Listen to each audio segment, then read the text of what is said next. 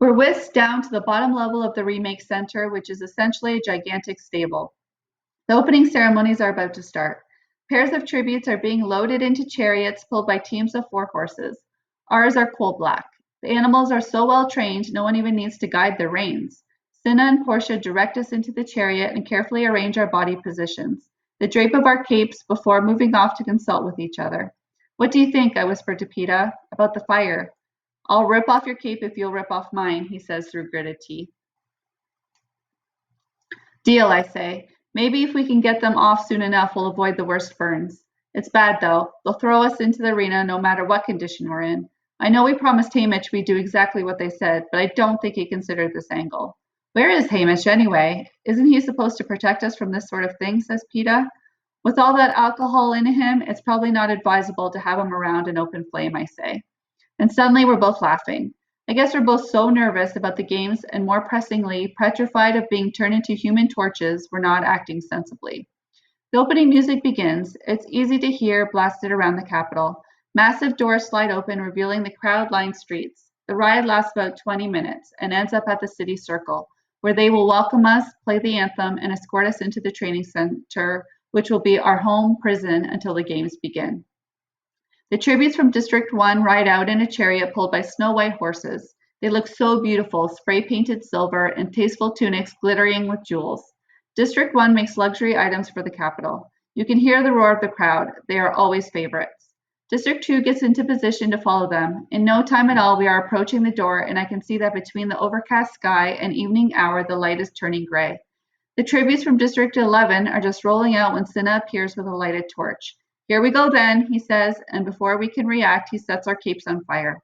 I gasp, waiting for the heat, but there is only a faint tickling sensation. Cinna climbs up before us and ignites our headdresses. He lets out a sigh of relief. It works. Then he gently tucks a hand under my chin. Remember, heads high, smiles, they're going to love you. Cinna jumps off the chariot and has one last idea. He shouts something up at us, but the music drowns him out. He shouts again and gestures. What's he saying? I ask Peta. For the first time, I look at him and realize that ablaze with the fake flames, he is dazzling. And I must be too. I think he said for us to hold hands, says Peta. He grabs my right hand in his left, and we look to Cinna for confirmation. He nods and gives a thumbs up, and that's the last thing I see before we enter the city. The crowd's initial alarm at our appearance quickly changes to cheers and shouts of District 12.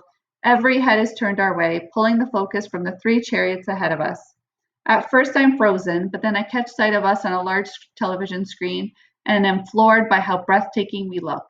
In the deepening twilight, the firelight illuminates our faces. We seem to be leaving a trail of fire off the flowing capes. Cinna was right about the minimal makeup. We both look more attractive, but utterly recognizable. Remember, heads high, smiles, they're going to love you. I hear Cinna's voice in my head.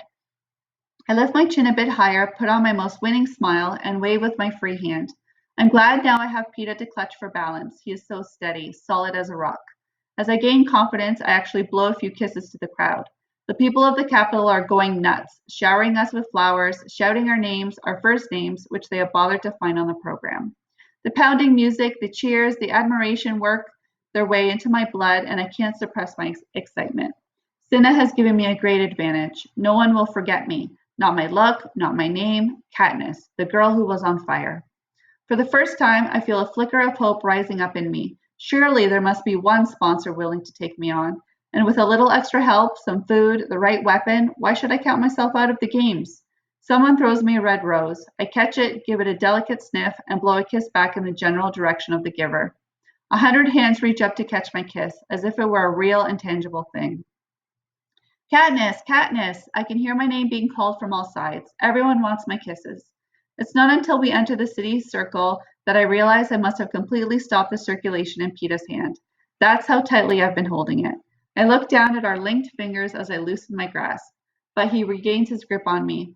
No, don't let go of me, he says. The firelight flickers off his blue eyes. Please, I might fall out of this thing.